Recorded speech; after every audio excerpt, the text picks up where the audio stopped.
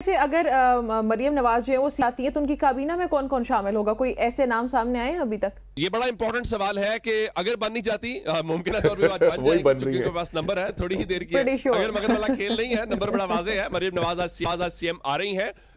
जहां तक काबीना की बात है, मैं आपको बता देता हूं, इब्तदाई तौर पे जो इत्तलात हैं वो 15 या 16 रुकनी काबीना होगी इब्तदाई मरहले के अंदर। हाँ। और उसमें कॉम्बिनेशन जो सोचा गया है उसमें एक तो ये बताया गया कि इवन अरकान की क्वालिफिकेशन देखी जाएगी। मरियम नवाज खुद इंटरव्यूज भी कर रही हैं और उसमें ये देखा गया है कि सिर्फ लाहौर से उसमें वज़रा ना हो, जनूबी पंजाब की खुसूसी नुमाइंदगी होनी चाहिए, 5-6 अरकान वहां से हो सकते हैं।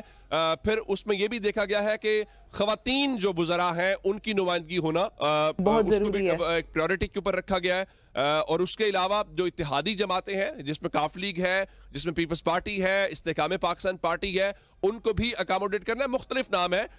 मरियम औरंगजेब का नाम जो है वो सीनियर वजीर के तौर के ऊपर सामने आ रहा है। इसी तरह से उज़मा बुखारी का नाम वज़ीर इत्तलात के लिए आ रहा है। ज़ाहिर है अभी ये मुशावरत है, वो चेंज भी होते रहते हैं। सियासी जमातें किसी वक्त अपनी चॉइस तब्दील कर लेती हैं। मुख्तलिफ नाम जो है वो जिसमें ख्वाजा सलमान रफ़ीक है, मियाँ मुस्तफ़ा शजाउर रहमान है, इस किस्म के बहुत सारे नाम हैं जो सर्कुलेट हो रहे हैं।